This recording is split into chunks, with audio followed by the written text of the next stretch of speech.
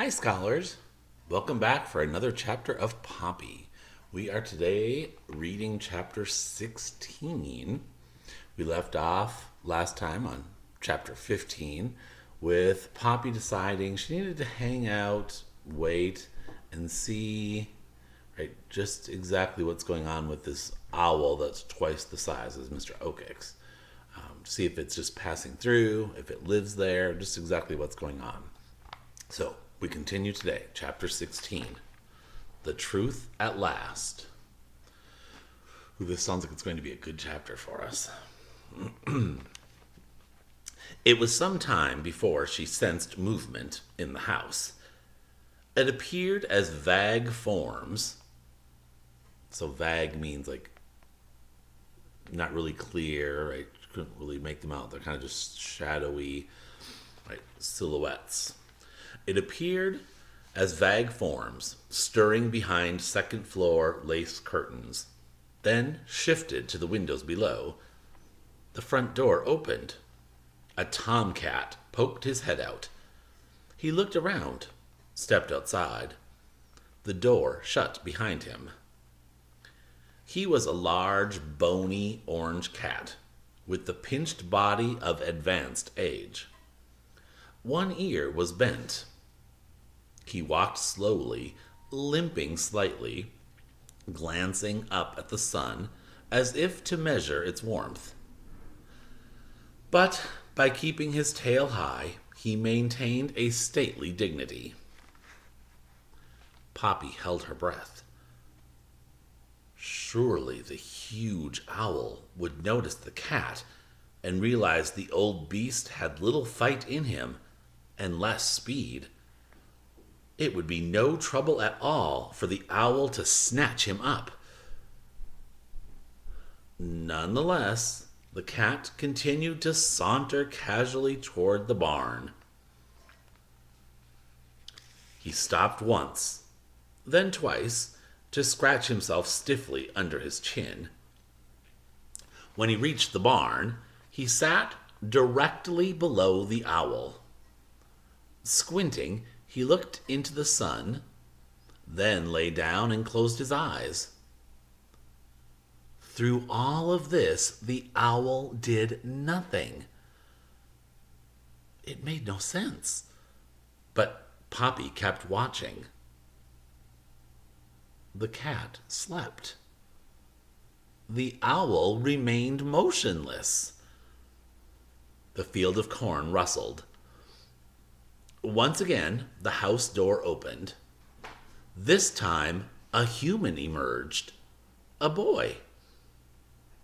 In his hand, he held a long stick with a string and a small hook attached to it. Momentarily, he stood on the threshold of the door, apparently listening to something being said from within. He nodded and shut the door. Then he started off on the same path the cat had taken, toward the barn. Poppy, who had never seen a real person, watched with fascination. Surely, she thought, the owl would fly away the instant it saw this human coming. Big as the owl was, the boy was much bigger.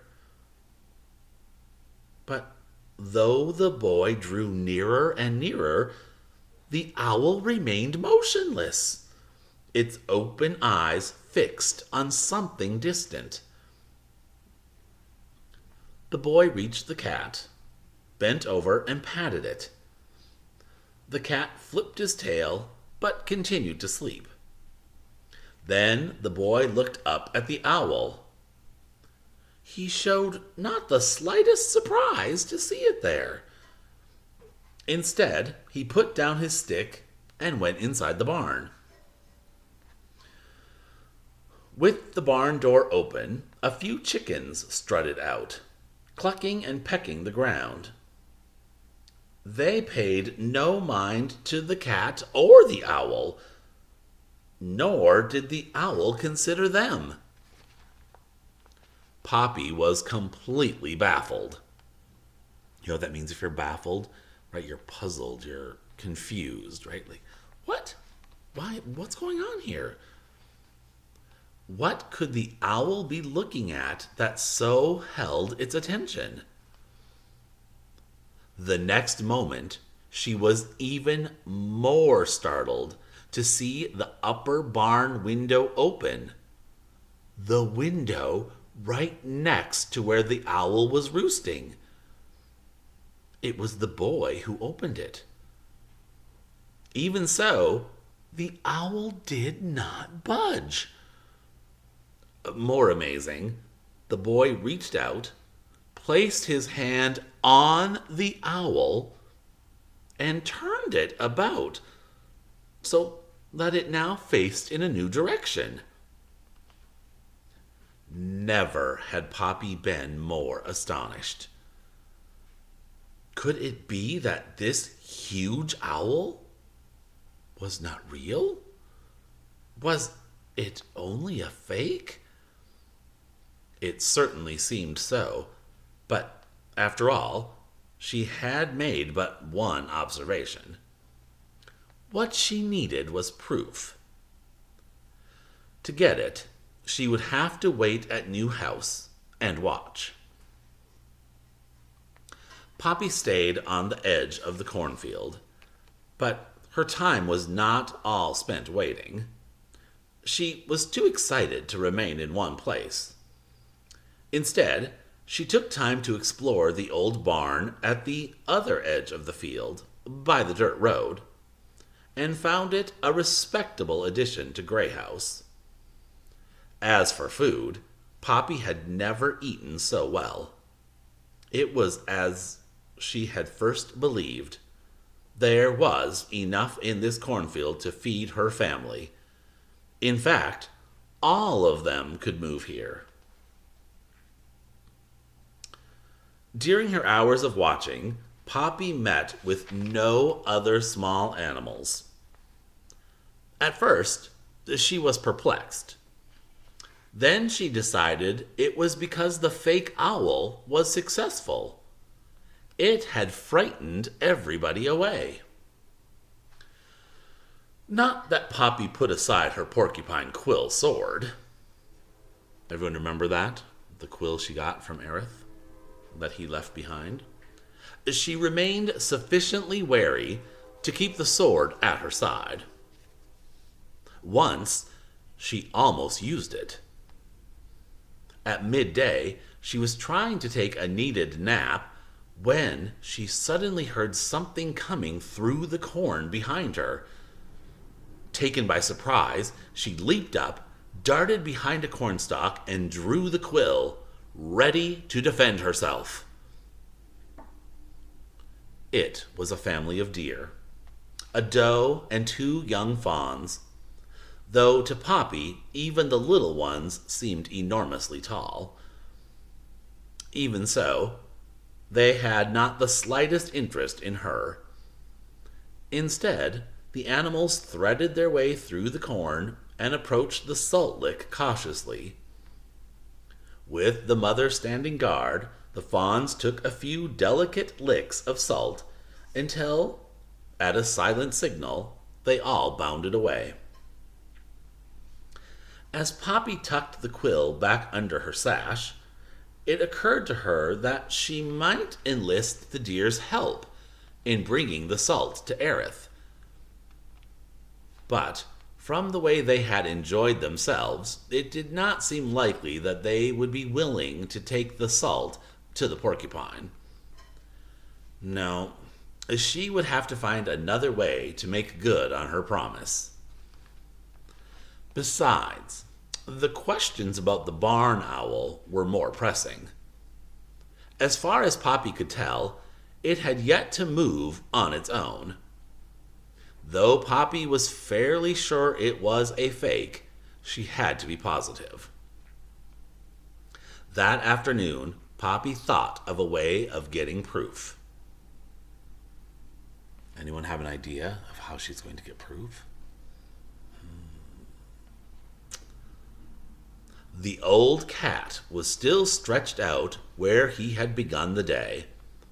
The more Poppy observed the cat, the more certain she was that he was too old to be dangerous. She decided to ask him about the owl. The notion made her a little nervous, but she convinced herself that keeping her quill sword at the ready would be enough protection. With considerable care, she crept out of the cornfield, all the while eyeing the barn owl, just in case. It did not move. At last, she was standing before the sleeping cat, close enough to feel the wash and smell of his fish-scented breath. He was snoring. Gripping her quill tightly, but using her friendliest voice, Poppy shouted, "Hello!" The cat opened one eye. "Hi there," the cat murmured.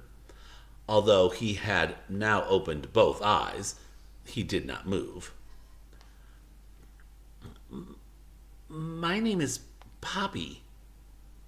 The cat sneezed delicately. "Psst. Bless you," Poppy said. "Thanks," returned the cat. "They call me George." Poppy nodded. "A nice place you have, George." "Pleasant enough," George replied. Well, that owl sure keeps things quiet around here," Poppy offered. "Owl? The one up on the barn." "Oh, right. The fake one," said George. "Does the job," he said. "What job?" Poppy asked carefully, while trying to contain her mounting excitement. "Keeps everybody away, even other owls." "How do you know?" "About 2 weeks ago, the people here put in some chickens. First day, some big old horned owl snatched himself one. Next day, the people put up that fake owl. And about 2 days later, I was watching. That real owl came back for another chicken. I saw him dive. Saw him catch sight of that fake owl." "What happened?" Poppy asked. Then she held her breath. "That owl put on his air brakes so fast, he flipped right over himself."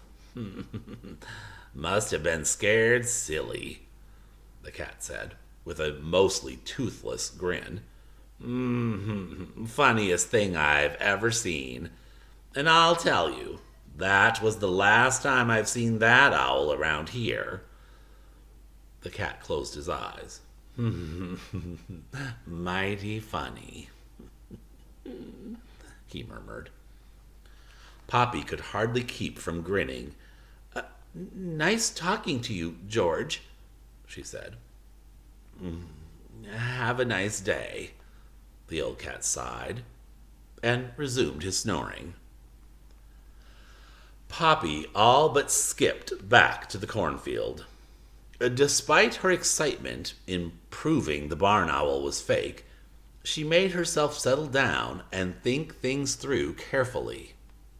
What a prudent decision she made there. The owl was fake, but Mr. Oakix believed it was real.